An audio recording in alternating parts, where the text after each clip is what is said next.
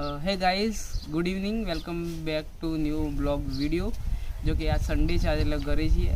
જો કે આમ બી ક્યાં વિડીયો હું નાખું છું બરાબર, ક્યાં ડેલી વિડીયો તો આવતા નથી, પણ સન્ડે છે એટલે મસ્ત કીધું વિડીયો બનાવું. મસ્ત ઘરે જ રહીને હવે છીએ તો આ જો અમારા ઘરની પાછળની જગ્યા છે આ બધી, જ્યાં અમે મસ્ત મસ્ત શાકભાજી વાવીએ છીએ.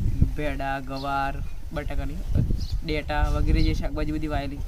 મેં બિલકુલ આમાં મારું કદી યોગદાન નહીં. આ જેટલું પણ શાકભાજી તમને બતાવું એમાં મારું કોઈ યોગદાન નથી. મારા ઘરના મમ્મી મારા બેન લોકોએ બધું વાવ્યું છે, એ લોકોએ બનાવ્યું છે. એટલે જે લોકોએ વાવ્યું છે, જે હું ટિફિનમાં રોજ લઈને જમવા માટે લઈને જાઉં છું એ. તો મને મસ્ત પાછળ ફરતો તો મને વિચાર આવ્યો કે ના ભાઈ, જો આ બધું લીલારું જેટલું પણ કરેલું છે, અહીંયા આ સાઈડ ભીંડા કે ગવાર છે, પછી આ વાયેલું છે, શું કહેવાય, ડેટા વાયેલા છે. તો મેં કીધું બતાવું મસ્ત કીધું.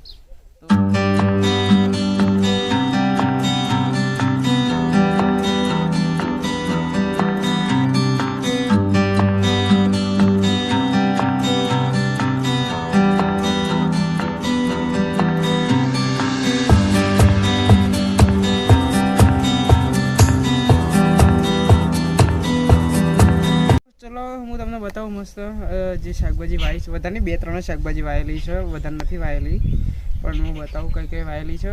ચલો વિડીયો સ્ટાર્ટ કરીએ આગળ ફટાફટ. ચલો હું તમને બતાવું. જો સૌ પ્રથમ તો અહીંયા શું કહેવાય, આ તમે કહો શું વાવેલું હશે આ શાકભાજી? જો આખા છોડ બધા છે જો એના.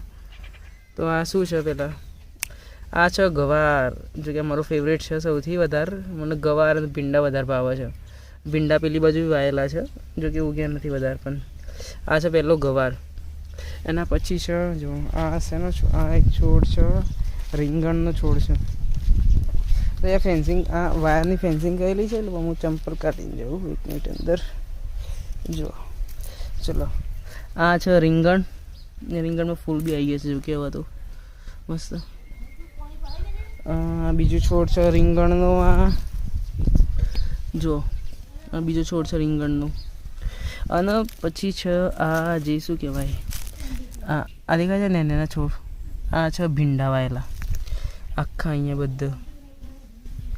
આ જે છે ને વાયેલા, આ બધા ભીંડા છે, પણ હજુ ઉગ્યા નથી.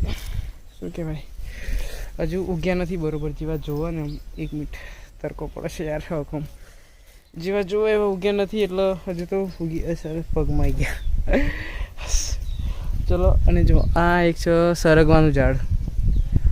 આખું સુકાઈ ગયું હતું, એટલે મેં સુકાઈ નહીં ગયું હતું, કાપી છે. સરગવો આવતો તો હમણાં સુધી જ આવતો હતો, પણ એ સુકાઈ ગયું છે આખું, એટલે અત્યારે એને કાપી કાઢ્યું છે. દોસ્તો આ શું કહેવાય, હિન્દીમાં આને કડી પત્તા કહેવાય, અમે ગુજરાતીમાં આને મીઠો લીમડો કહીએ. તમે કોઈ બી દાળ બનાવો, કઢી બનાવો, અથવા શું કહેવાય કોઈ બી દાળ બનાવો, કોઈ બી પ્રકારની દાળ, એમાં જો તમે આના નાખો તો આના વગર સ્વાદ ન આવે. ઘણી બધી એવી વાનગીઓ છે જેની અંદર તમે કઢી પત્તા અથવા તો મીઠા લીમડાનો ઉપયોગ ન કરો તો તમારો સ્વાદ, જે ભોજન બનાવ્યું હોય એની અંદર સ્વાદ બિલકુલ ના આવે. તો આ આખું ઝાડ છે, શું કહેવાય બતાવજે આગળ એને બતાવે ને. તો આ આખું ઝાડ છે મીઠા લેબરાનું. જોઈ લો તમે. જે લોકો શહેરમાં રહેતા હશે એ લોકોને ખબર હશે આનું શું મહત્ત્વ હોય છે. ચંક એ લોકોને એક તકલીફ હોય, ઝાડ મળતા ના હોય, ઝાડ હોતા નથી સિટીની અંદર, તો એ લોકોને જે શાકભાજીવાળા હોય એ લોકો પૈસાથી આપતા હોય છે. આના માટે તમારા 10 રૂપિયા આપો, 20 રૂપિયા આપો, ત્યારે તમને આ મળતું હોય આ કડી મીઠું લીમડું. પણ ગામડાની અંદર તમને આ શું કહેવાય, દર બીજા ત્રીજા ઘરે તમને આ રીતના ઝાડ જોવા મળી જતા હોય છે. એટલે યાર અહીંયા તો પૈસા, ગામડામાં શાકભાજી માટે ઓછામાં ઓછા પૈસા ખર્ચા પડતા, ભાવ બી બહુ ઓછો જ હોય છે. બીજું એક છે ઝાડ આગળ લીમડો વાયેલો છે ને, પપૈયું વાયેલું છે ને આપણે. તૂટી ગયું. હા તૂટી ગયું છે, પણ પપૈયું જો. ચલો હું ઉપર ચડી જાઉં મસ્ત. ઉપર આવી ગયો તો વાંચીને આવી જાઉં. જો મિત્રો છે ને આ પપૈયું હતું વાયેલું, પણ આખું તૂટી ગયું છે. એને તૂટી ગયું? હા ઓદરા આવ્યા હતા તો મસ્ત ઉગેલું. જો નીચે આ બીજું છે બધા છે, જો ઉગે હતું બીજું એ તોડી ગાલ્યું, અને આ બી આખું મસ્ત થયું, આખું મસ્ત અને બિચારાનું આખું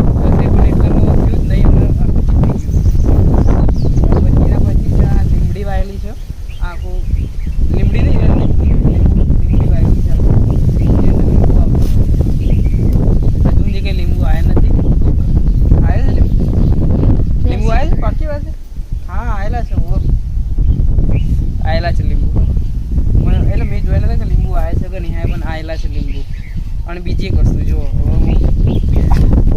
આ બતાવું જો, આ છે ને અમારે શું કહેવાય અહીંયા બધા ગાય બધા જો ગાય છે અને ભેંસ બી છે અમારે અહીંયા જો. એક મિનિટ હું થોડું અહીંયા આવી જાઉં. અમારે અહીંયા ગાય છે અને ભેંસ છે, એટલે એમના માટે અમે શું કહેવાય બીજું ખેતર નથી એટલે પોતાનું જમીન નથી, એટલા માટે અહીંયા આ પાછળ ઘરની પાછળ જે જમીન છે એ કણે શું કહેવાય આ રીતની બાજરી વાવીએ છીએ. અને શું કહેવાય બીજી વાય છે બાજરી જો નીચે આ જે આ શું કહેવાય ઘાસ કહેવાય, એ બી બાજરી છે. શું છે? ઘાસ કે હા એ ઘાસ જ કહેવાય એક પ્રકારનું, પણ આ રીતની બાજરી વાય. આ બાજરી શું કહેવાય? ભૂઠો ભૂઠો. ભૂઠો કહેવાય ના, ઘાસ જ કહેવાય. ઘાસ જ કહેવાય, પણ આની બાજરી જ કહેવાય. આ રીતની બાજરી વાયેલી છે. તો